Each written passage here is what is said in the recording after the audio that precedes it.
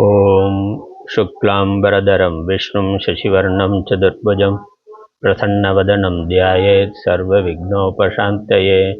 या देवी स्तूयते नित्यं विबुधैर्वेदपारगैः सा मे वसतु जिह्वाग्रे ब्रह्मरूपा सरस्वती। निधये सर्वविद्यानां विषजे भवरोगिणां गुरवे सर्वलोकानां दक्षिणामूर्तये नमः। श्रीदक्षिणामूर्तिसुदेशिकेन्द्रं द्वैपायनं सूत्रकृतं मुनीन्द्रं श्रीशङ्करं भाष्यकृतं यतीन्द्रं मद्देशिकं चापि नमामि विद्यै। ॐ सहना भवतु सहनौ भुनक्तु सह वीर्यं करवावहै तेजस्विनावधीतमस्तु मा विद्विषावहैः। ॐ शान्ति शान्ति शान्तिः।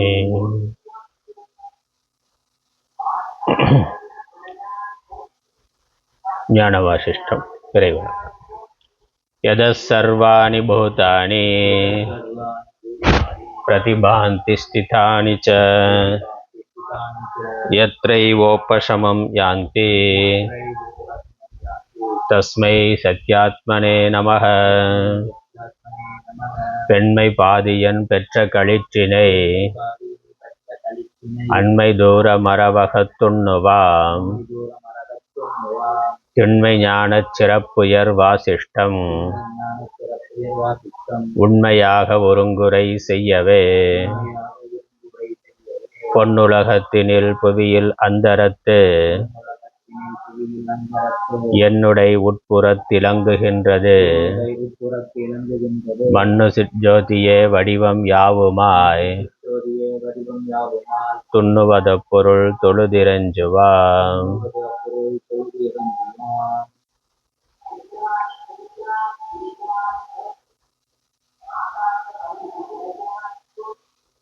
ஞானவாசிஷ்டம் ஆறாவது நிர்வாண பிரகரணம். முதலாவது புசுண்டன் கதை. பாடல் 16, 17.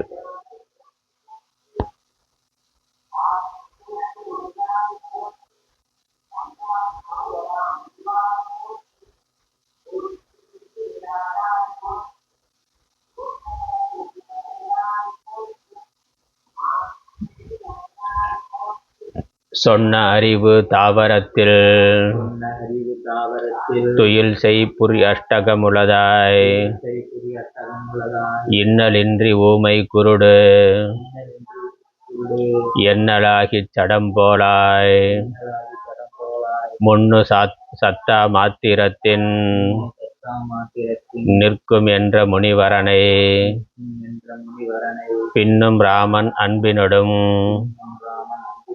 பேணி இதுதான் வினாவிடுவான். சத்தை ஒருமையாய் போதம் தாவரங்கள் தமிழ் நிற்கில் இத்தை முக்தி என நினைகேன் என்ன முனிவன் இதற்கிசைப்பான் புத்தியாலே இது நாடி பொய்யில் பொருளின் காட்சியினால் ஒத்த சத்தா சாமானியத்தை உணர்தல் உறுதல் உயர் முக்தி.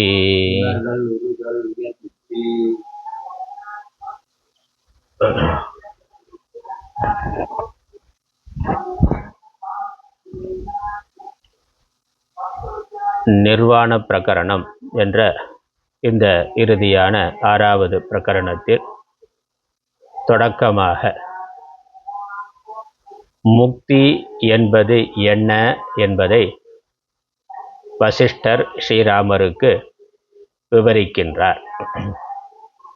இந்த முதல் அத்தியாயம், முதல் கதை புசுண்டன் கதை. அதில் ஹிதோபதேசமா முக்தி என்ன என்பதை சொல்லுகின்றார். இந்த சிருஷ்டி எப்படி வந்தது என்பதை முதல்ல சுருக்கமாக சொன்னார். பிரம்மம் என்ற சச்சிதானந்த ஆத்மா, அதனிடத்துல சத்துவம் ரஜஸ் தமஸ் என்ற முக்குணங்களை உடைய மாயையானது இருக்கின்றது. அந்த முக்குணங்களும் ஒன்றொன்றில் மூன்று மூன்றாக அமைந்து 9ஆக இருக்கின்றன. சத்துவம், சத்துவத்தில் சத்துவம் ரஜஸ் தமஸ், அதே மாதிரி ரஜஸ்ல சத்துவம் ரஜஸ் தமஸ், தமஸ்ல சத்துவம் ரஜஸ் தமஸ், இவ்வாறு 9ஆக பிரிந்து பிரம்மாதி தேவர்கள், ரிஷிகள், மனிதர்கள், மற்ற உயிரினங்கள், செடி கொடி தாவரங்கள் அனைத்தும் தோன்றியிருக்கின்றன. இந்த குணங்களின் பேதம் தான் சிருஷ்டியில் இருக்கக்கூடிய பேதம். அதில் இறுதியாக இருக்கிறது தாவரம். ஜீவர்களில் இறுதி கடைநிலையில் இருக்கிறது தாவரங்கள், செடி கொடி முதலான தாவரங்கள். அந்த தாவரம் தமசில் தமசா இருக்கு. ஆகவே அவைகள் உயிருடன் இருக்கின்றன, ஆனால் முழுமையான மனன சக்தி உடையவையாக இல்லை. அல்ல, இருக்கு இல்லை என்று சொன்னார். மனசு இல்லை என்றும் சொல்வதற்கு இல்லை, இருக்கிறது என்றும் சொல்வதற்கு இல்லை. தூக்கத்தில் இருப்பது போல இந்த சூக்ஷ்ம சரீரம், தாவரங்களுக்குள்ள இருக்கக்கூடிய ஜீவாத்மா சூக்ஷ்ம சரீரமானது அது செயல்படாததாக உறக்கத்தில் இருப்பது போல இருக்கின்றது. செடி கொடி முதலானவைகளுக்கு ஒரு உணர்வு இருக்கின்றது, ஆனால் அதற்கு எதிர்வினை ஆற்றக்கூடிய தன்மை இல்லை. இதெல்லாம் நம்ம சென்ற வகுப்புல விரிவாக பார்த்துருக்கிறோம். ஆனால் ரொம்ப நாள் ஆச்சு, ஆனால் அதனால் மறந்துருக்கலாம். ஞாபகப்படுத்தி கொள்ளணும், பழைய பாடத்தை கேட்டு ஞாபகப்படுத்தி கொள்ளணும். புரியஷ்டகம் உளதாய், தாவரத்தில் புரியஷ்டகம் உளதாய், இன்னலின்றி ஊமை குருடு எண்ணல் ஆகி ஜடம் போலாய். அதற்கு எல்லா இந்திரியங்களும் முழுமையாக செயல்படுவதற்கான அந்த ஸ்தூல சரீர அமைப்பு இல்லைங்கிறதுனால உள்ள இருக்கக்கூடிய சூக்ஷ்ம சரீரம் அது துயிலில் ஜீவன், மனிதனாக இருக்கிறவன், மனிதன் முதலான விலங்குகள் கூட விழிப்பு நிலையில ஸ்தூல சரீரத்தோடு இணைந்து செயல்படுகின்றன. ஆழ்ந்த உறக்க நிலையில இந்த சூக்ஷ்ம சரீரம் மனது அடங்கி இருக்கின்றது. அதனால அது இருந்தாலும் செயல்படாததாக இருக்கின்றது. அப்படி இந்த செடி கொடி தாவரங்கள் எப்பொழுதும் அப்படியே இருக்கின்றன, நல்ல ஜடம் போல இருக்கின்றன. இவ்வாறு சொன்னவுடனே ஸ்ரீராமர் ஒரு வினா எழுப்பினார். இப்படி சத்தா மாத்திரமாக அது இருந்தால், இருக்கிறது என்பதை தவிர மற்ற இன்ப துன்ப உணர்வுகள் இல்லாமல் அது இருந்தால், அது முக்தி அடைந்தவர்களைப் போல முக்த நிலையில் இருப்பதாக எனக்கு தோன்றுகின்றது. 17வது பாடல்ல இந்த கேள்வியை பார்த்தோம். சத்தை ஒருமையாய் போதம் தாவரங்கள் தமிழ் நிற்கில், இத்தை முக்தி என நினைகேன். சத்தா மாத்திரமாக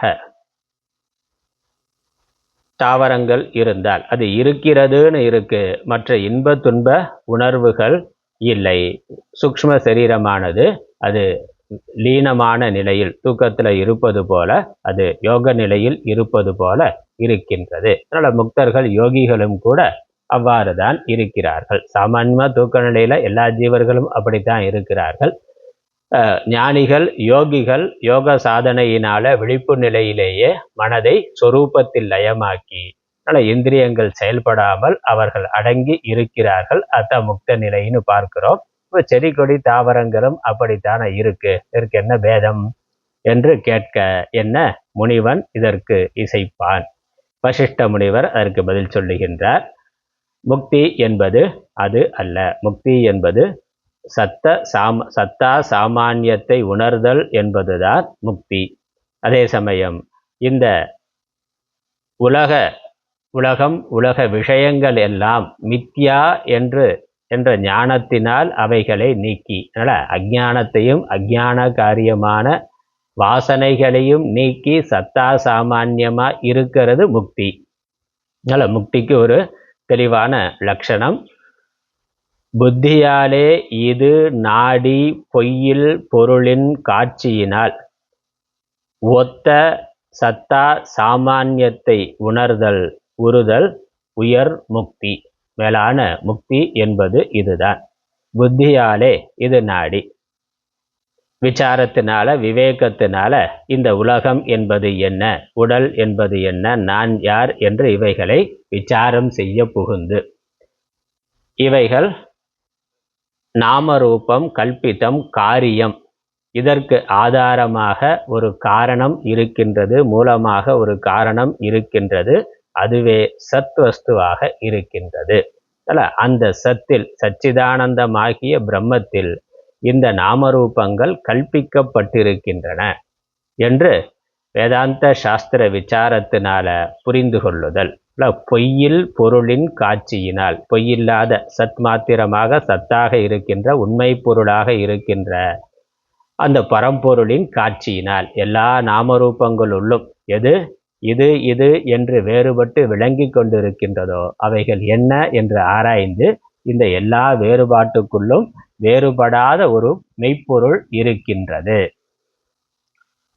என்று அதை அறிந்து, பொய்யில்னா பொய் இல்லாத பொருளின் காட்சியினால், உண்மை சத்வஸ்துவினுடைய காட்சியினால், அதை பற்றிய அறிவினால், ஞானத்தினால், மெய்ப்பொருள் காண்பது அறிவு. எல்லா பொய்ப்பொருளுள்ளும் இந்த உலகம்ங்கிறது காரியமாக தோற்றமாக பொய்ப்பொருளாக இருக்கின்றது. இந்த எல்லா பொய்ப்பொருளுள்ளும் மெய்ப்பொருளாக அவைகளுக்கு ஒரு சத்தன்மையை கொடுத்து கொண்டிருப்பதாக இருக்கின்ற பரம்பொருள் ஆத்மா அது ஒன்றுதான் என்று அறிந்து ஒத்த சத்தா சாமானியத்தை உணர்தல். அந்த மனது அந்த மெய்ப்பொருளிலேயே ஒன்றி இருத்தல், விலீனமாகி இருத்தல், சத்தா சாமானிய மாத்திரமாக எல்லாவற்றுள்ளும் சமமாக இருக்கின்ற சத் மாத்திரமாக மனது நிற்றல், மனது இருத்தல், அதுதான் முக்தி. உணர்தல் உறுதல், உணர்தலை அடைதல் என்பது மேலான முக்தி ஆகும். சுருக்கமா சொன்னா எல்லா நாமரூபங்களுள்ளும் ஒரே ஆத்மாவே இருக்கின்றது. நான் என்பது உடல் அல்ல, நான் ஆத்மா. இந்த உலகம் என்பதும் உண்மையல்ல, இதற்கு ஆதாரமாக சச்சிதானந்த பிரம்மமே இருக்கின்றது. இருப்பது ஒன்றுதான், சத்து சித்து ஆனந்தம். அந்த என்று அறிந்து அந்த சச்சிதானந்த பிரம்மமே எல்லாமாகவும் இருக்கின்றது என்று அறிந்து அதிலேயே மனதை ஒன்றுபடுத்தி அதுவாகவே இருத்தல் என்பதுதான் முக்தி. அதனால இந்த தாவரங்கள் முதலானவைகள் சத்தா சாமானிய மாத்திரமாக இருப்பதாக தெரிந்தாலும் அது ஞான நிலை அல்ல, முக்தி நிலை அல்ல. ஏனென்றால் அதற்கு மேற்கொண்டு விளக்கம் கொடுக்கிறார். இந்த வாசனை என்பது இருக்கின்றது. வாசனைக்கு காரணமான, வாசனைக்கு பீஜமான அவித்யா அஞ்ஞானமானது இருக்கின்றது. இது செடி கொடி தாவரங்களிடத்துல அவைகள் இருக்கின்றன. ஞானிகளிடத்துல முக்தர்களிடத்துல அது இல்லை. அதனால அஞ்ஞானமும் அஞ்ஞான காரியமான வாசனைகளும் இருக்கின்ற வரை சம்சாரமானது, பிறவியானது இருக்கும், தொடரும், வரும். அவைகள் நீங்குகின்ற பொழுதுதான் முக்தியானது சித்திக்கும், வீடு பேறு என்பது சித்திக்கும். அதை தெளிவுபடுத்தி சொல்லுகின்றார் 18வது பாடல்.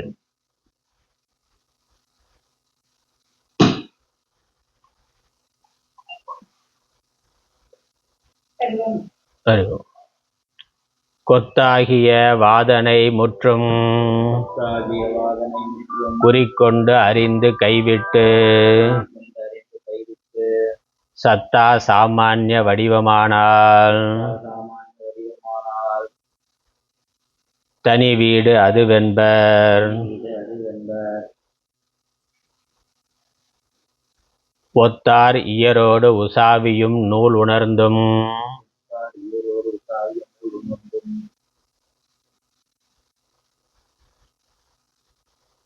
உணர்வு ஒன்றையும் பாவித்து அத்தால் சத்தா சாமான்யம் தானாகும் அது வீடு. 422வது பக்கம் 18வது பாடல்.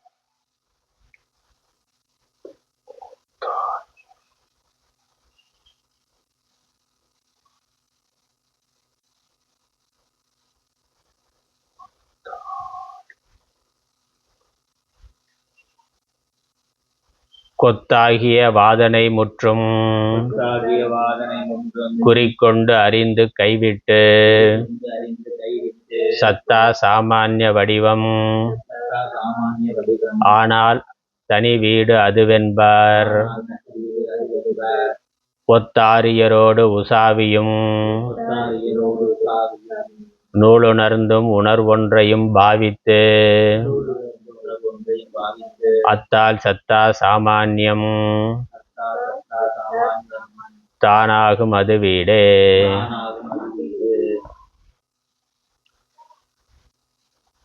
கொத்தாகிய வாதனை முற்றும் குறிக்கொண்டு அறிந்து கைவிட்டு சத்தா சாமானிய வடிவம் ஆனால் தனி வீடு அது என்பர். தனி வீடுனாக்கா மோக்ஷம், கேவல மோக்ஷம், மோக்ஷ நிலை, ஒப்பு உயர்வற்ற வீடு. தனி வீடுங்கிறது ஒப்பு உயர்வற்ற வீட்டு நிலை, மோக்ஷ நிலை, முக்தி நிலை, அது என்பர். ஒத்து ஆரியரோடு, இங்க பதம் பிரிச்சிருக்கிறது தப்பா பிரிச்சிருக்காங்க. ஒத்தார் இயரோடுன்னு பிரிக்கக்கூடாது, பிரிக்காமலே போட்டிருக்கலாம். அதுக்கு ஒத்து ஆரியரோடு உசாவியும், நல்ல ஒத்துங்கிறது வார்த்தை ஆர் இயரோடு சேர்த்து ஆரியரோடுன்னு இருக்கணும். ஒத்து ஆரியர் என்ற வார்த்தை, ஆரியர் திராவிடர் சொல்றோமே அந்த ஆரியர் தான். ஒத்து ஆரியரோடு உசாவியும் நூல் உணர்ந்தும் உணர்வு ஒன்றையும் பாவித்து அத்தால் சத்தா சாமான்யம்தான் ஆகும் அது வீடே. இன்னும் விரிவான விளக்கம் அது. கொத்தாகிய வாதனை முற்றும் குறிக்கொண்டு அறிந்து, கொத்துனா கூட்டம்னு அர்த்தம். கூட்டமா மனதில் இருக்கக்கூடிய வாசனைகள், இந்த சூக்ஷ்ம சரீரத்தில் சேர்ந்திருக்கின்ற சகலவிதமான சம்ஸ்காரங்களும் வாசனைகளும் பிறவிக்கு காரணமான வாசனைகள் அனைத்தும் அனந்த பிறவிகளா, எண்ணற்ற பிறவிகளா பல்வேறு கர்மாக்களை நாம் செய்திருக்கிறோம். அனைத்தும் நம்மளுடைய மனதுல வாசனையா இருக்கு. அதனால எல்லா அனுபவங்களும் மனதுல வாசனையாக இருக்கின்றன. அனைத்தையும்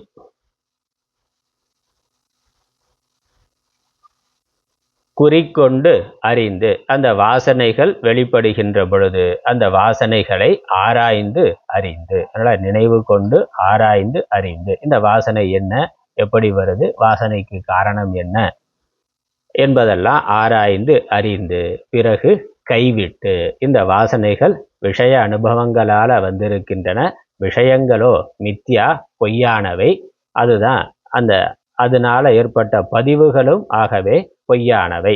நாம் அனுபவிக்கிற இன்ப துன்பங்களுக்கெல்லாம் இந்த விஷயங்கள் சத்தியம் நினைத்து அதற்கு பின்னாடி போனதுதான் காரணம்.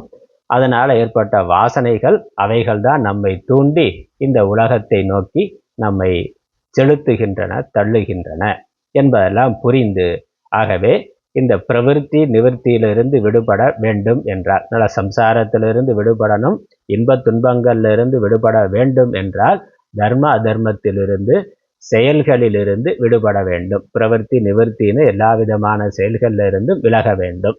அந்த செயல்களிலிருந்து விலகணும்னா செயல்களை தூண்டுகின்ற வாசனைகளிலிருந்து ஒருவன் விடுபட வேண்டும். செயல் எதனால வருது? வாசனையினாலதான் வருது. சங்கல்ப பிரபவான் காமான், அப்படி சங்கல்ப விகல்பமா மனதுல வெளிப்படுகின்ற வாசனைகள் தான் காமங்களை உண்டு பண்ணுகின்றன. அந்த காமம் தான் செயலுக்கு காரணமாயிருக்கு. செயல் புரிந்தா புண்ணிய பாபம் வருது, புண்ணிய பாபம் வந்தா பிறப்பு இறப்புங்கிற சம்சாரமானது வந்து விடுகின்றது. அதனால இந்த பிறவிக்கு காரணம் மூலமா இருக்கிறது நம்மளுடைய செயல்கள், செயலுக்கு மூலமா இருக்கிறது வாசனைகள். இதெல்லாம் முன்னாடி பார்த்துருக்குறோம், விரிவா சொல்லி இருக்கிறார். அதனால் வாசனைகள் மனதுக்கு காரணமா இருக்கு, மனது செயலுக்கு காரணமா இருக்கு, செயல்கள் புண்ணிய பாபத்திற்கு காரணமாக இருக்கின்றன, புண்ணிய பாபம் பிறவிக்கு காரணமாக இருக்கின்றது. அதனால ஒருவன் பிறவியிலிருந்து விடுபட வேண்டும் என்றால் இந்த வாசனைகளை புரிந்து கொண்டு அவைகள் மித்யா மித்யா ஞானத்தினால ஏற்பட்டவை என்று புரிந்து கொண்டு அவைகளை கைவிட வேண்டும். கைவிட்டு, அதனால் வாசனைகள் எதனால் வந்தது, எப்படி வந்தது? அஞ்ஞானத்தில் நாம் இருந்த பொழுது அஞ்ஞான காரியமாக பல விஷயங்களை செய்தோம். அவைகள் தான் சம்ஸ்காரமாக மனப்பதிவுகளாக உள்ள இருக்கு. அதுதான் வாசனை. ஆனால் வாசனைக்கு மூலம் என்னன்னா அஞ்ஞானம். வாசனைக்கு மூலம் அஞ்ஞானம். வாசனைங்கிறது விஷய அனுபவங்களுடைய பதிவு. விஷய அனுபவங்கள் எப்போ வருது? விஷயங்கள் சத்தியம் நினைத்து நம்ம பிரவர்த்தித்ததுனால வந்தது. விஷயங்கள் சத்தியமான உண்மையில் சத்தியம் இல்லை. அதனால அஞ்ஞானத்தினால இதற்கு முன்னாடி பிரவர்த்தி இருந்தது. அந்த பிரவர்த்தினால வாசனை ஏற்பட்டிருக்கின்றது. அதனால இந்த ஞானத்தினால, அத்வைத ஞானத்தினால, ஆத்ம ஞானத்தினால, ஆத்ம அனாத்ம விவேகத்தினால இந்த ஜெகத் மித்யான்னு புரிந்து கொண்டு அந்த அஞ்ஞானத்தை நிவர்த்தி பண்ணணும். அஞ்ஞானத்தை நிவர்த்தி பண்றதோட அஞ்ஞான காரியமா மனதில் இருக்கக்கூடிய வாசனைகளையும் நிவர்த்தி செய்ய வேண்டும். இல்லைன்னா அந்த வாசனைகள் தூண்டிக்கொண்டு இருக்கும். அதுக்கு தான் நிதித்தியாசனம்ங்கிற சாதனையை சொல்றோம். அஞ்ஞான நிவர்த்திக்கு ஸ்ரவணம் பண்ணணும். அது அடுத்த வரியில சொல்ற. எப்படி வருங்கிறத அடுத்த வரியில சொல்றார். அஞ்ஞான நிவர்த்திக்கு ஸ்ரவணம் பண்ணணும், வாசனா நிவர்த்திக்கு நிதித்தியாசனம் செய்ய வேண்டும். அப்படி இந்த வாசனைகள் அனைத்தையும் விடுத்து வாசனையினுடைய சொரூபத்தை அறிந்து அவைகளை கைவிட்டு சத்தா சாமானிய வடிவம் ஆனால், சத்தா மாத்திரமாக மனது இருந்தால், சத்தா மாத்திரம்னா சச்சிதானந்த ஆத்மா பிரம்மம் மாத்திரமாக மனது இருந்தால், இந்த வடிவம் ஆனால்னா மனது மற்ற துவைத்த சிந்தனைகள் எல்லாம் விடுத்து ஆத்ம சிந்தனையிலேயே இருந்து, அதனால அபியாசம் ஆத்ம தியானத்திலேயே இருந்து மனது அதுவாக அதுமயமாக இருந்தால், ஆனால் தனி வீடு அது என்பார். அதுதான் முக்தி என்று சொல்லுவார்கள். அதுதான் முக்தி, மோட்சம் அதுதான். மோட்சஸ்வரூபம்ங்கிறது இதுதான். மோட்சம்னா என்ன அப்படின்னா சத்தா சாமானிய வடிவமா மனது இருத்தல். சத்தா சாமான்யமா மனது இருத்தல். சத்தா சாமான்யமா இருத்தல்னா சச்சிதானந்த ஆத்மாவாக இருத்தல். மனது அந்த ஆத்ம ஞானத்திலேயே நிலை பெற்று நிற்றல்.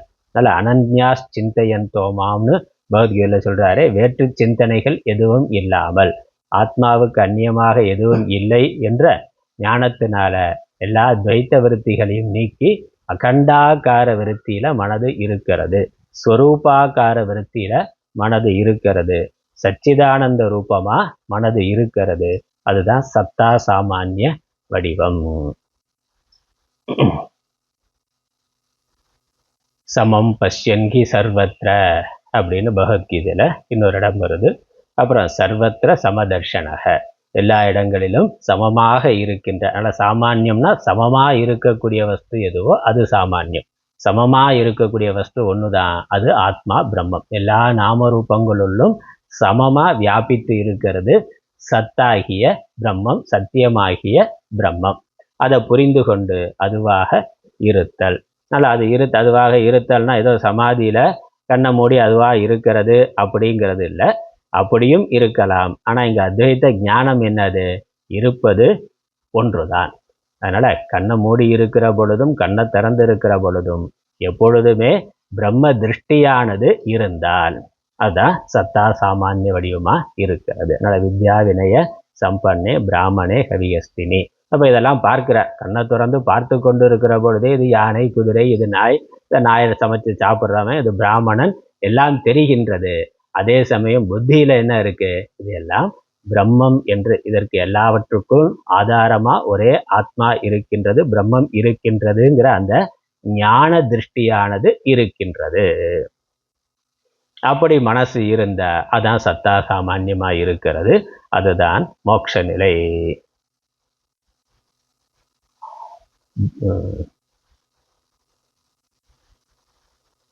ஒரு ஸ்லோகம் இருக்கு நமக்கு, திருஷ்டிம் பிரம்மமயம் கிருத்வா ஒரு ஸ்லோகம் இருக்கு, அப்புறமா சொல்றேன். ஒரு அருமையான ஸ்லோகம் இருக்கு.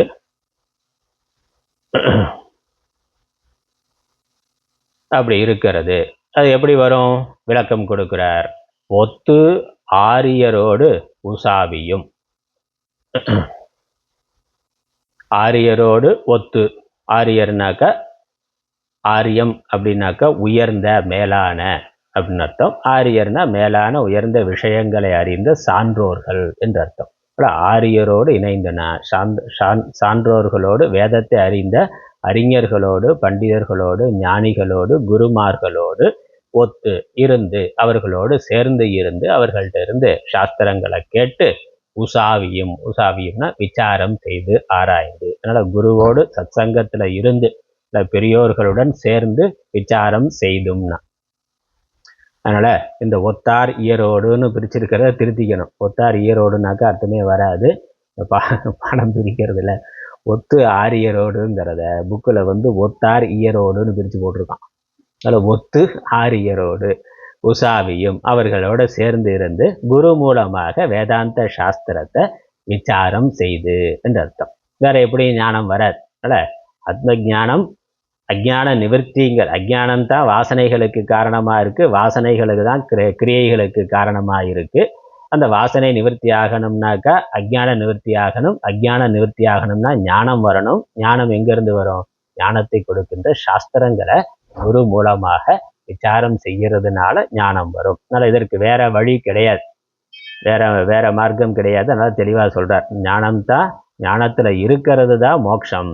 அந்த ஞானம் எப்படி வரும்னா ஆரியரோடு ஒத்து உசாவியும் விசாரம் செய்தும் நூல் உணர்ந்தும். நூல் உணர்ந்தும்னா அந்த வேதாந்த சாஸ்திரத்தினுடைய தாத்பரியத்தை உணர்ந்து, ஜீவ பிரம்ம ஞானத்தை உணர்ந்து, மகா வாக்கிய விசாரம் செய்து, உபனிஷத்துக்களுடைய சாஸ்திரத்தினுடைய தாத்பரியம் பிரம்மம் தான் என்று உணர்ந்து, நான் அந்த பிரம்மமாக இருக்கின்றேன் என்று உணர்ந்து. நூல் உணர்ந்து நூலினுடைய மைய கருத்தை உணர்ந்து, உணர்வு ஒன்றையும் பாவித்து. அந்த உணர்ந்து, உணர்வுங்கிறது ஞானம், ஞானஸ்வரூபமான ஆத்மா. அந்த ஒன்றே ஆன ஆத்மாவை இடைவிடாது பாவித்து. அதனால இந்த வேதாந்த சாஸ்திரமானது அத்வைத பிரம்மத்தை சொல்லுகின்றது. அந்த பிரம்மம் தான் ஆத்மாவாக இருக்கின்றது, நான் அதுவாக இருக்கின்றேன், அது நானாக இருக்கின்றது என்று அதையே இடைவிடாது பாவித்து. அதனால் அகம் பிரம்மாஸ்மி என்று இடைவிடாது பாவித்து, அயம் ஆத்மா பிரம்ம பிரஜானம் பிரம்ம என்று இடைவிடாது சிந்தித்து. பாவித்துனாக்க இடைவிடாது சிந்தித்து அப்படின்னா தியானம் செய்து. அதில் முதல்ல ஒத்து ஆரியரோடு உசாவுதல்ங்கிறது ஸ்ரவணம், நூல் உணர்ந்து என்பது மனனம், அதுக்கப்புறம் உணர்வு ஒன்றையும் பாவித்து என்பது நிதித்தியாசனம். முடிந்துட்டார். ஸ்ரவண மனன நிதித்தியாசனம். அப்படி சாதனைகளை செய்து அத்தால்னா அதனால் சத்தா சாமானியம் ஆகும், அது வீடு. சத்தா சாமானியமா இருக்கிறது, அதுதான் வீடு. அதனால முதலையும் சத்தா சாமானியம் வடிவ ஆனால் தனி வீடு அது என்பார்னு முதல் வரியில சொன்னார். சத்தா சாமானியமா இருக்கிறது தான் வீடு. அதற்கு முதல் வரியில சொன்ன விஷயம் என்னது? இந்த வாசனைகள் எல்லாம் விடணும். வாசனைகள்லாம் விட்டாதான் சத்தா சாமானியமா இருக்க முடியும். வாசனைகளை விட்டு சத்தா சாமானியமா இருக்கிறது தான் முக்தி என்று சொல்லிட்டார்.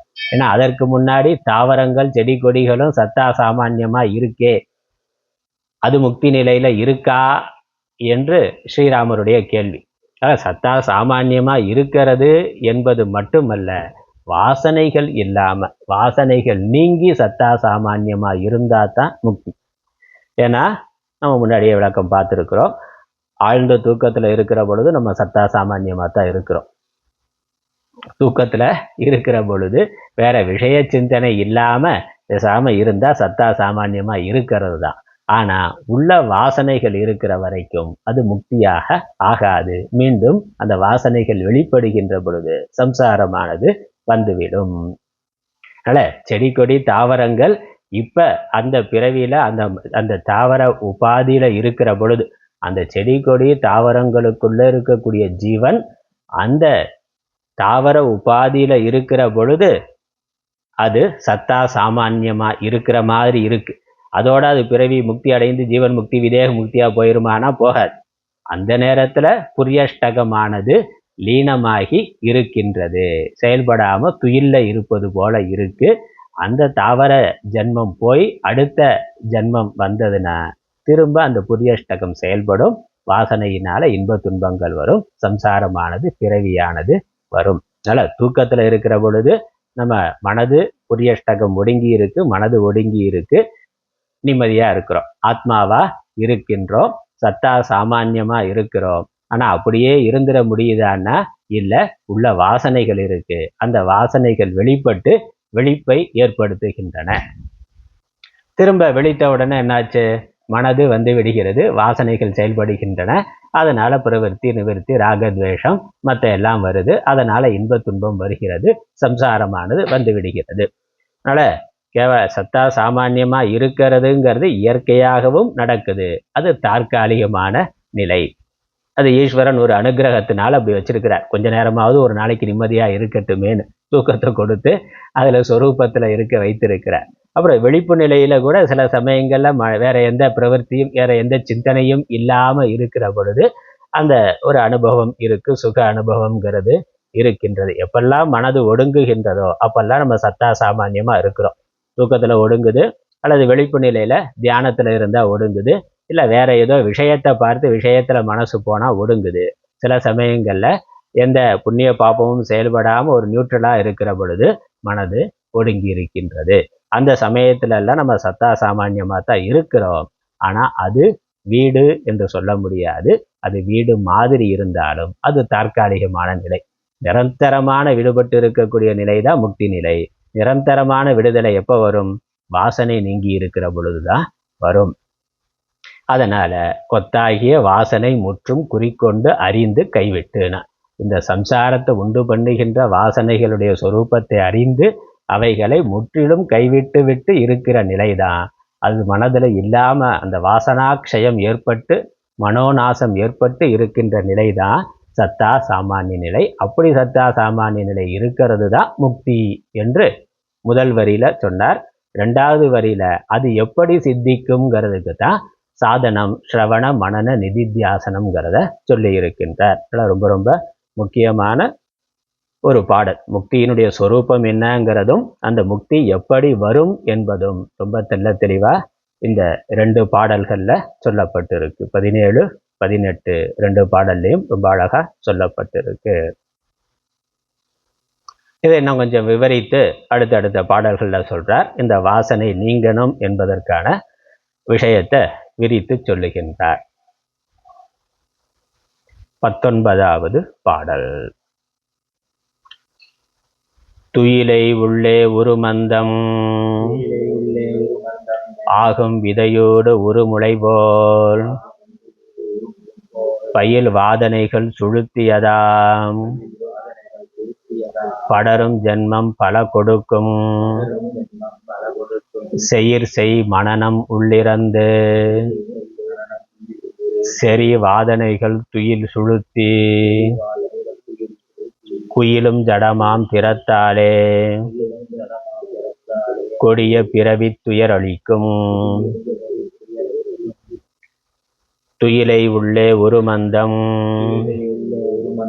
ஆகும் விதையோடு ஒரு முளை போல் பயில் வாதனைகள் சுழுத்தியதாம் படரும் ஜென்மம் பல கொடுக்கும் செயிர் செய் மனனம் உள்ளிறந்து செறி வாதனைகள் துயில் சுழுத்தி குயிலும் ஜடமாம் திறத்தாலே கொடிய பிறவி துயரளிக்கும். துயிலை உள்ளே உரு மந்தம் ஆகும் விதையோடு உரு முளை போல் பயில் வாதனைகள் சுழுத்தியதாம் படரும் ஜென்மம் பல கொடுக்கும் செயிர் செய் மனனம் உள் இறந்து செறி வாதனைகள் துயில் துழுத்தி குயிலும் ஜடமாம் திறத்தாலே கொடிய பிறவி துயர் அளிக்கும். துயிலை உள்ளே உரு மந்தம் ஆகும் விதையோடு உரு முளை போல் பயில் வாதனைகள் சுளுத்தி அதாம். சுளுத்தில எப்படி இருக்கு? சுளுத்தினா தூக்கம்.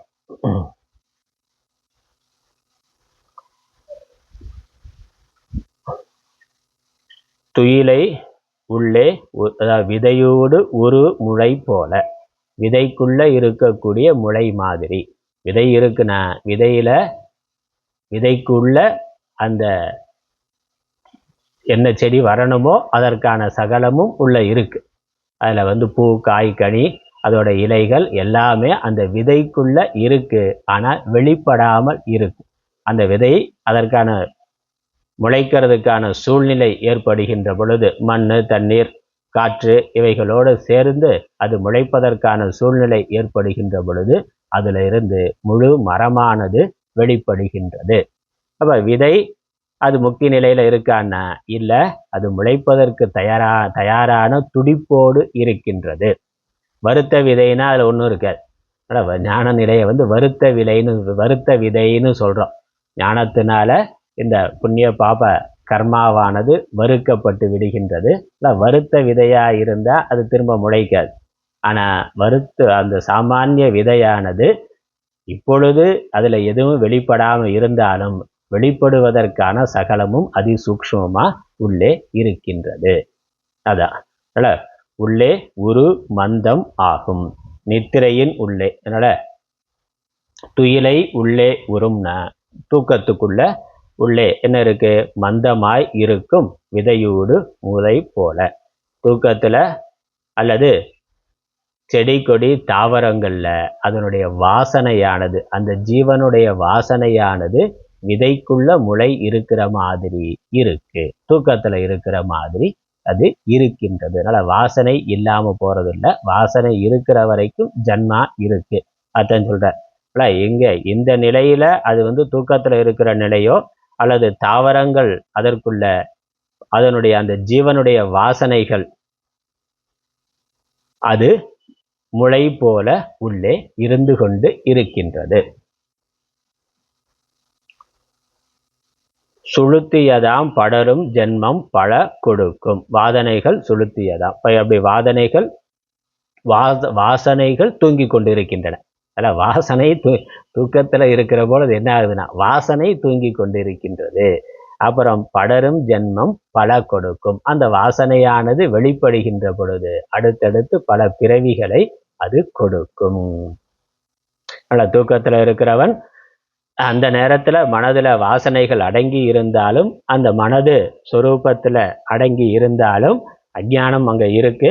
ஆகவே விழிப்பு வருகின்ற பொழுது திரும்ப மனதிலிருந்து வாசனைகள் வெளிப்படுகின்றன. இப்படி மழை பெஞ்ச உடனே பூமியிலிருந்து வாசனை வருது.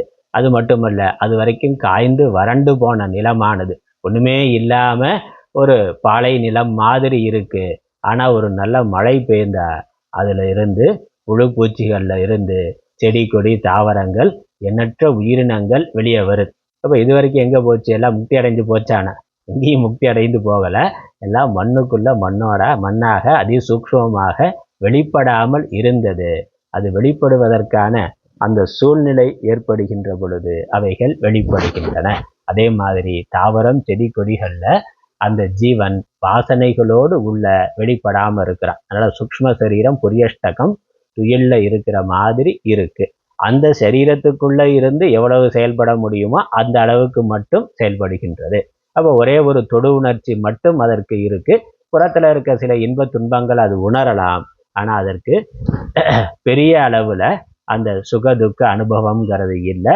அதற்கு எதிர்வினை ஆற்றுதல் என்பதும் இல்லை. செயல்படாம இருக்கு. அந்த தாவர சரீரம் போய் இன்னொரு சரீரம் வந்தாக்க அவைகள் வெளிப்படும், செயல்படும். தூக்க நிலையிலிருந்து விழிப்பு நிலைக்கு வந்தா, கனவு நிலைக்கு வந்தா எல்லாம் புண்ணிய பாப்ப வாசனைகளும் செயல்படுகின்றன. தூக்கத்துல இருக்கிற மாதிரி, தூக்கத்திலிருந்து விழிக்கிற மாதிரி தான் மரணம் தற்காலிகமா வாசனைகள் இல்லாம இருக்கிற நிலை. திரும்ப அடுத்த சரீரம், அடுத்த பிறப்பு வர்ற பொழுது எல்லா வாசனைகளும் வெளிப்படுகின்றன. அதனால படரும் ஜென்மம் பல கொடுக்கும். பலவிதமான ஜென்மங்களை கொடுக்கின்ற வாசனைகள் அங்கே இருக்கின்றன. செயிர் செய் மனனம் உள் இறந்து. செயிர் செய்னா துன்பத்தை செய்கின்ற, மனனம் உள்ளே லயமாகி, மனனம்னா அந்த வாசனைகள் உள்ளே லயமாகி. செறி வாதனைகள் துயில் சுளுத்தி, அந்த வாசனைகள் அடங்கி இருக்கின்ற சுளுத்தி நிலை, தூக்க நிலை. குயிலும் ஜடமாம் திறத்தாலே, உரித்தாம் ஜடமான தர்மத்தினாலே கொடிய பிறவி துயர் அளிக்கும். கொடூரமான ஜனன துக்கத்தை அது கொடுக்கும். அந்த வாசனைகள் உள்ள இருக்கிறதுனால அந்த ஜடம் முதலான செடி கொடி தாவரங்களை அது பிறக்கின்றது. அதுல இருந்து துன்பத்தை அனுபவிக்கின்றது. அதுக்கப்புறம் விலங்கு முதலான பிறவிகளை அடைகின்றது. அதுல துன்பத்தை அடைகின்றது. அதனால அதனுடைய எந்தெந்த புண்ணிய பாபம் வெளிப்படுகின்றதோ அதற்கேற்றாற் போல வாசனை வெளிப்படுது. அதற்கேற்றாற் போல சரீரம் கிடைக்குது. அதற்கு கிடைத்திருக்க சரீரத்துக்கு ஏற்றாற் போல இன்ப துன்பமானது இருக்கின்றது. அதனால செடி கொடி தாவரத்துக்கும் இன்ப துன்பம் இருக்கு. அதற்குள்ள இருந்து ஒரு விதமான புண்ணிய பாப பலனை அந்த ஜீவன் அனுபவிக்கின்றது அந்த சரீரத்திலிருந்து. அப்புறம் அந்த செடி கொடி தாவரத்தை விட்டுட்டு அது புழு பூச்சிக்கு வந்தா அந்த சரீரத்தை வைத்துக்கொண்டு ஒரு விதமான புண்ணிய பாபத்தை இன்ப துன்பத்தை அனுபவிக்கின்றது. அதற்கு மேல ஆடு மாடு விலங்குகளா பறவைகளா வந்தா அந்த சரீரத்துல இருந்து ஒரு விதமான புண்ணிய பாப பலனை அனுபவிக்கின்றது. மனித சரீரத்துக்கு வந்தா அந்த மனித சரீரத்தின் வாயிலாக இன்னொரு விதமான புண்ணிய பாப பலனை அனுபவிக்கின்றது. ஏன்னா அசுர சரீரம் இல்ல நரக்கம் முதலான லோகங்களுக்கு போனா அங்கேயும் சில சரீரங்கள் கிடைக்குது. அதுல மிகுதியான பாபத்தை அனுபவிக்கின்றது. இதற்கு மேல தேவலோகம் முதலானவைகளுக்கு போனா அங்க கிடைக்கிற சரீரத்துக்கு ஏற்றாற் போல அங்க புண்ணியங்களை மிகுதியாக அனுபவிக்கின்றது. எப்படியா இருந்தாலும் இந்த வாசனைகள் இருக்கு. வாசனைகள் வெளிப்படுவதற்கு ஏற்றாற் போல பிறவிகள் தோன்றுகின்றன. அதுல துன்பங்கள் தோன்றுகின்றன. அதனால குயிலும் ஜடமாம் திறத்தாலே கொடிய பிறவி துயர் அளிக்கும். அதனால இந்த வாசனை இருக்கிற வரைக்கும் பிறவி வரும். பிறவி வர்ற வரைக்கும் துயரம் இருக்கும். அதான் விஷயம். இதுல வாசனை, மனதுல வாசனை இருக்கிற வரைக்கும் பிறவி, பிறவி வருகின்ற வரை துன்பமானது இருக்கும். பிறவி துயர்னா பிறவியே துயர், அப்புறம் பிறவியில வரக்கூடிய துயரங்கள். அதனால வாசனையை காலி பண்ணாம, ஞானத்தினால வாசனைகளை காலி பண்ணாம வெறுமனே மனதை லயப்படுத்துறது மட்டும் முக்தியாக ஆகிவிடாது. அதான் இங்க சொல்ல வர்ற விஷயம். அதான் தெளிவா நம்ம புரிந்து கொள்ள வேண்டியது. நிறைய தவறாக புரிந்து கொண்டு மனதை மட்டும் லயமாக்குனா போதும், சித்த விருத்தியை நிரோதம் பண்ணாலே போதும், அதுவே முக்தினா. அப்படி நிரோதம் பண்றதுக்கு பல வழிகள் வச்சிருக்கிறான். ஒரு நல்ல வழி, நேர்மையான வழி யோக சாதனை. அதை விட ஷார்ட்கட் என்னன்னா, ஏதோ கஞ்சா கிஞ்சா போட்டாக்கா அப்படியே மனது ஒரு மப்புளையே இருக்கும்னா அது ஒரு சுகமா. எப்போ மனது இல்லை, அது சுகம்னா அது ஒரு ஆனந்தம்னா. வட இந்தியாவில் பார்த்தாக்கா நிறைய சாமியார்களே அப்படி ஒரு சில பிரிவினரே அதை பண்ணிட்டு இருக்கான். கஞ்சா போட்டுட்டு எப்போதும் அப்படி ஒரு அது வர போதையில இருக்கிறதுன்னு. ஏன்னா மனசு லயமாகி இருக்கு. மனசு லயமாகி இருக்கிறதுனால புற சுக துக்கங்கள் தெரியல. அதனால அவர் முக்தி நிலையில இருக்கிறாரா, யோக நிலையில இருக்கிறாரா, ஞான நிலையில இருக்கிறாரா, வீடு பேரு அடைஞ்சிட்டாரா, பிறவாத நிலையை அடைஞ்சிட்டாரான்னா இல்லை. மனது லயமாகி இருக்கு. உள்ள வாசனைகள் இருந்து கொண்டு இருக்கின்றது. அதனால அது எதனால வந்தாலும், தூக்கத்தினால வந்தாலும் சரி, இல்லை செடி கொடி தாவரங்கள் உடம்புல இருக்கிறதுனால சரி, அல்லது மனித பிறவியிலேயே வேற போதை முதலான வஸ்துக்களோ, அல்லது தியானம் யோக சாதனைகள், இல்லை வேற ஏதோ பஜனை பாடுறது, என்ன சாதனை பண்ணாலும் ஆத்ம ஞானம், அதனால அஜ்ஞான நிவர்த்தி, அதனால வாசனா நிவர்த்தி, வாசனாக்ஷயம் ஏற்படலைனாக்கா மீண்டும் பிறவி வரும். வேற எந்த சாதனை பண்ணாலும் தற்காலிகமா மனது லயமாயிருக்கலாம். ஆனா உள்ள வாசனைகள் முளை போல உள்ளே இருந்து கொண்டிருக்கும். அது இருக்கிற வரைக்கும் மீண்டும் பிறவியானது வரும். அதனால அது காத்து கொண்டே இருக்கும். சில விதைகள் பார்த்தாக்கா பல 100 வருடங்களுக்கு அப்படியே இருக்கு. பல 100 வருடங்களுக்கு நம்ம இந்த கும்பாபிஷேகம் கலசத்துல எல்லாம் போடுறோமே, அந்த வரகு முதலான விதைகள் பார்த்தா அப்படியே இருக்கு. இல்லை தனியாக ஒரு பானையில் போட்டு வச்சுருந்தோம்னா காஞ்சி போயிருந்தால் அது அப்படியே இருக்கு. 100 வருடங்களுக்கு பிறகு கூட அது மண்ணோடு சேர்ந்தா தண்ணீரோடு சேர்ந்தா முளை வருகின்றது. அதனால் நீண்ட காலத்துக்கு அது செயல்படாமல் இருக்குங்கிறதுனால செத்துருச்சுன்னு அர்த்தம் கிடையாது. உள்ள அதற்கான வாசனைகள் இருக்கு. அப்படி ஒரு பிரளய காலத்தில் எங்கேயோ ஒடுங்கி இருக்கிறாருன்னா அதனால் முக்தி அடைஞ்சிட்டாருன்னு இல்லை. திரும்ப வாசனைகள் இருக்கிற வரைக்கும் பிறவியானது வரும். அதுதான் இங்கே இந்த உதாரணங்கள் மூலம் தெளிவுபடுத்துகிற. வாசனைகள் தான் பிறவிக்கு காரணம். வாசனைகள் இருக்கிற வரைக்கும் அது வெளிப்படாமல் சில சமயங்களில் இருக்கலாம். ஆனால் கண்டிப்பாக இன்னொரு நிலையில் அவைகள் வெளிப்பட்டே தீரும். அதனால் வாசனைகளை காலி பண்ணி சத்தா சாமானிய நிலைக்கு போகிறது தான் முக்தி. அடுத்த பாடல் 20வது பாடல். தாவரங்கள் இவையெல்லாம் ஜடமாம் திறமாம் சுழுத்தியினை மேவலுற்று மேன்மேலும் பிறத்தற்கு உரித்தாம் விதைகளிலே பூவு மண்ணினுள் கடமும் பொருந்தும் அதுபோல் அங்கவற்றில் ஓவலில்லா வாதனைகள் ஒரு தாவரங்கள் இடை நிற்கும்.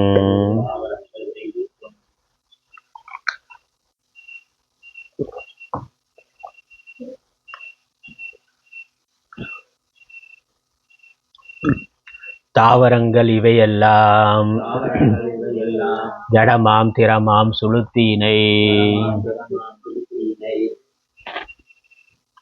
மேவலுற்று மேன்மேலும் பிறத்தற்கு உரித்தாம் விதைகளிலே பூவு மண்ணினுள் கடமும் பொருந்தும் அதுபோல் அங்கவற்றில் ஓவலில்லா வாதனைகள்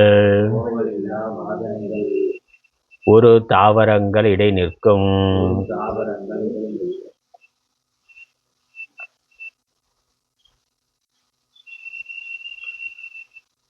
தாவரங்கள் இவை எல்லாம் ஜடமாம் திறமாம் சுளுத்தியினை மேவல் உற்று மேன்மேலும் பிறத்தற்கு உரித்தாம். அது ஒரு வாக்கியம். விதைகளிலே பூவு மண்ணினுள் கடமும் பொருந்தும் அதுபோல அங்கவற்றில் ஓவலில்லா வாதனைகள் ஒரு தாவரங்கள் இடை நிற்கும். தாவரங்கள் செடி கொடி தாவரங்கள் இவையெல்லாம் ஜடமாம் திறமாம். இந்த தாவர கூட்டமானது இவையெல்லாம்ங்கிறது தாவர கூட்டங்கள் யாவும் ஜடமான தன்மை உடையதாக இருக்கின்றது. முழுக்க ஜடமா இல்லை, அதே சமயம் முழுமையா மனது விரிவடைந்த நிலையிலையும் அது இல்லை. சுளுத்தியினை மேவல் உற்று தூக்கத்தில் இருப்பதா இருக்கு. அதுக்குள்ள அந்த வாசனைகள் உறக்கத்தில் இருப்பது போல இருக்கு. அந்த ஜீவனுடைய அந்த செடி கொடி தாவரம்ங்கிறது ஒரு உடம்பு தான். அந்த உடம்புக்குள்ள இருக்கக்கூடிய சூக்ஷ்ம சரீரம் ஜீவன். அது அதற்குள்ள இருக்கக்கூடிய வாசனைகள் அந்த புண்ணிய பாபம் வெளிப்படாமல் அது சுளுத்தியில் மேவல் உற்று தூக்கத்தில் இருப்பது போல இருக்கு. மேன்மேலும் பிறத்தற்கு உரித்தாம். அந்த வாசனை உள்ள இருக்கிறதுனால அடுத்தடுத்த பிறவிகளுக்கு அது காரணமாக இருக்கும். அதனால பிறவாத நிலைக்கு போறது இந்த சரீரத்துல இருக்கிற பொழுதே, இந்த மனித சரீரத்துல இருக்கிற பொழுதே முக்தி நிலை, ஜீவன் முக்தி நிலையை அடையிறது. அது மட்டுமல்ல, அடுத்தடுத்த பிறவிகள் வாராமல் விதேக முக்தியையும் அடைதல் என்பதுதான் நிரந்தர முக்தி. வெறுமனே மனதை மட்டும் நிறுத்துறதுனால அதுக்கு ஏதோ ஒரு புண்ணியம் உதவி பண்ணுது. மனதை மட்டும் நிறுத்துறதுனால தற்காலிகமா இந்த பிறவியில ஒரு அமைதி கிடைக்கலாம். ஆனா பிராரப்த கர்மா இருக்கிற வரைக்கும் அடுத்த பிறவி வரும். அதனால ஜீவன் முக்திங்கிறது இல்லை, விதேக முக்திங்கிறது இல்லை. ஜீவன் முக்தியில இருக்கிறதா சிலர் நினைத்து கொண்டு இருக்கிறார்கள். அதுவும் முக்தி நிலை இல்லை. ஏதோ ஒரு புண்ணிய பாப்பம் செயல்படாம இருக்கிறதுனால அல்லது ஏதோ ஒரு புண்ணியம் இருக்கிறதுனால அவர்கள் இந்த உலக விவகாரங்களால வரக்கூடிய இன்ப துன்பங்கள் மிகுதியா இல்லாம சிலர் இருக்கலாம். அதற்காக அவன் முக்தனாயிட்டான்னு சொல்வதற்கு இல்லை. பிராரப்த கர்மா இருக்கிற வரைக்கும் அடுத்த பிறவி வரும். அடுத்த பிறவி வந்தால் அது ஜீவன் விதேக முக்தி இல்லை, மீண்டும் தேகத்தை அடைதல் என்பதுதான். நிறைய பேர் சன்னியாசிகள் ஆகி விடுகிறார்கள், அல்லது மற்ற என்னமோ யாரோ ஒரு குருகிட்ட போய் ஏதோ யோகா சாதனைகளை கற்றுக்கொண்டு ஏதோ ஒன்றை செய்து கொண்டு இருக்கிறான். இப்போ சன்னியாசியா இருக்கிறதுனால சில பிரச்சனைகள் அவனுக்கு இல்லை, கிரகஸ்தனுக்கு இருக்கக்கூடிய பிரச்சனைகள் அவனுக்கு இல்லை. குடும்பம், மனைவி, மக்கள்ங்கிற பொறுப்பு இல்லை, அவர்களை படிக்க வைக்கணும், அவர்களை பாதுகாக்கணும், அதுக்கு பணம் சம்பாதிக்கணும் அப்படிங்கிற அந்த பொறுப்பெல்லாம் இல்லை, அதனால் துன்பம் இல்லை. ரேஷன் கடையில் போய் க்யூவில் நிற்க வேண்டியதில்லை, இல்லை பசங்களுக்கு குழந்தைகளுக்கு எல்கேஜி அட்மிஷனுக்கு ஸ்கூலில் வாசலில் போய் நிற்க வேண்டியது இல்லை, இல்லை ஒரு மேனேஜர் முன்னாடி கை கட்டி சம்பளம் வாங்கிறதுக்காக எதிர்பார்த்து நிற்க வேண்டியது இல்லை. யார் சன்னியாசியாக இருக்கிறான். சன்னியாசி ஆகிட்டேன்னா இந்த குடும்பம் குழந்தைலாம் இல்லை அப்படிங்கிறதுனால அதெல்லாம் இல்லை. எங்கேயோ போனால் ஏதோ மடத்தில் சாப்பாடு போடுறாங்க, இல்லை யாரோ பிக்ஷை போடுறாங்க, செலவுக்கு பைசா வேணும்னா ஏதோ 4 கடையில் முன்னாடி நின்னாக்கா செலவுக்கு பைசா போட்டுறான் சாமியாருன்னு சொல்லி ஏதோ பிச்சைக்காரன்னு சொல்லி போட்டுடுறான். அதனால நேரத்துக்கு சாப்பாடு ஏதோ நேரத்துக்கு கிடைக்குதோ இல்லையோ சாப்பாடு கிடைக்குது, தங்கிறதுக்கு ஏதோ ஒரு இடம் இருக்குது, மரத்தடியோ கோயிலோ வாசலோ ஆசிரமமோ எங்கேயோ இருக்குது. அப்படியே நிறைய சாதுக்கள் இருக்கிறார்கள், அகாடிகளாக ஒரு இடத்துல இல்லாமல். அதே சமயம் ஞானம் சாஸ்திரம் படிக்கிறது தியானம் பண்ணுறது இதெல்லாம் கிடையாது. உருப்படியாக ஒரு இடத்துல இருந்து சேவையும் பண்ண மாட்டான், அங்கங்கே சாப்பிடுவான், குரு பூஜைக்கு போவான், சாப்பிடுவான், அப்படியே ஊராக போய் கொண்டு இருப்பார்கள். அவ்வளோதான். அதனால குடும்பம் முதலான ஒரு பொறுப்பு சமூக கடமை அப்படிங்கிறது இல்லைங்கிறதுனால அவனுக்கு துன்பம் இல்லை. அதே சமயம் அவன் முக்தனாயிட்டானா அப்படின்னாக்கா இல்லை, ஏதோ ஒரு புண்ணியம் வேலை செய்யுது, அதனால சாப்பாடு கிடைக்குது, அவன் பாட்டுக்கு ஒரு ரிலாக்ஸாக இருக்கிறான். ஆனால் அந்த பிராரப்தமானது வாசனையானது இருக்கு, சஞ்சித கர்மாங்கிறது இருக்கு. அதனால அவன் இப்போ சன்னியாசியா இருந்தாலும் ஞானம் இல்லைன்னா அடுத்த பிறவி வரும். அதனால இந்த மனதை நிறுத்துறது மட்டுமே பிறவியற்ற நிலையை கொடுக்கும், விதேக முக்தியை கொடுக்கும்னு நினைத்து விடக்கூடாது. அதுக்குதான் சொல்றார். ஆனால் இந்த ஜடமாம் திறமாம் சுளுத்தியினை மேவல் உற்று, அது சுளுத்தியில இருக்கிற மாதிரி இந்த வாசனைகள் உள்ள இருந்து கொண்டே இருக்கும். பிறத்தற்கு உரித்தாம், அது மேன்மேலும் பிறத்தற்கு உரித்தாம், மேலும் மேலும் பிறவிகளை உண்டு பண்ணக்கூடியதாக அவைகள் இருக்கும். எது மாதிரி? உதாரணம், விதைகளிலே பூவும், அந்த விதைக்குள்ள பூ இருக்கு, காய் இருக்கு, பழங்கள் இருக்கு, எல்லாம் விதைக்குள்ள இருக்கு. அது விதையா அது வெளியே இருக்குங்கிறதுனால அது முக்தி அடைஞ்சதுங்கிறது இல்லை, அதற்கான சூழ்நிலை சேருகின்ற பொழுது அது முளைக்கும், உள்ள இருக்கு. மண்ணினுள் கடமும் பொருந்தும், அது போல மண்ணுல கடம் இருக்கிற மாதிரி, மண்ணா இருக்கிற போது நமக்கு தெரியல, ஆனா அதற்குள்ள அந்த கடமாகும் தன்மையானது இருக்கின்றது. மண்ணுக்குள்ள ஒரு குடமாகும் தன்மையானது இருக்கின்றது. ஒரு குயவன் அதை பிடிக்கின்ற பொழுது அதுல இருந்து குடம் வந்துடுது. அதே மாதிரி ஈஸ்வரன்கிற குயவன் இவனுக்குள்ள வாசனை இருக்கிற பொழுது திரும்ப அடுத்த சரீரத்தை பிடிச்சி கொடுப்பார். அதனால இந்த பிறவியில ஏதோ ஒரு புண்ணியத்தினால அவன் குடும்பம் முதலான பொறுப்புகள் இல்லாம அப்படியே ஜாலியா இருக்கிறார் அப்படின்னாக்க அதனால அவர் முக்தி அடைஞ்சிட்டார்னு இல்லை, அது பிறவியை கொடுக்கும். அதுபோல அங்கு அவற்றில் ஆமா, மேவல் உற்றுனா அடைதல் உற்றுன்னு அர்த்தம்.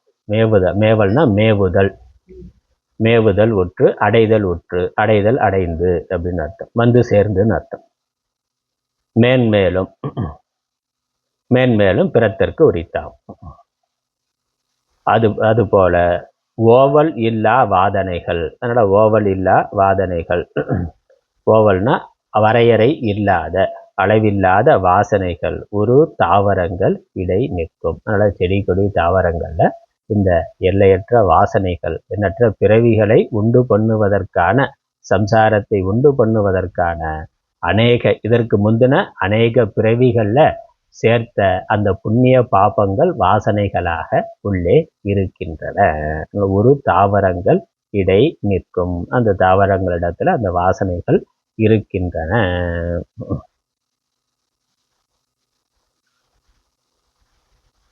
அடுத்த பாடல் 21. அகல் வாதனையின் வித்தான அந்த சுளுத்தி வீடு அழியா புகழ் வித்து அல்லா வாதனையே துரியம் பொன்றா வீடளிக்கும் இகழ் வாதனை தீ கடன் நோய் நஞ்சு இறைஞ்சார் கோபம் நேயம் இவை மிக வேண்டாம் சற்றானாலும் மிக வருத்தம் செய்திடுமே. அகல் வாதனையின் வித்தான அந்த சுழுத்தி வீடழியா புகழ் வித்து அல்லா வாதனையே துரியம் பொன்றா வீடளிக்கும் இகழ் வாதனை தீ கடன் நோய் நஞ்சு இறைஞ்சார் கோபம் நேயம் இவை மிக வேண்டாம் சற்றானாலும் மிக்க வருத்தம் செய்திடுமே.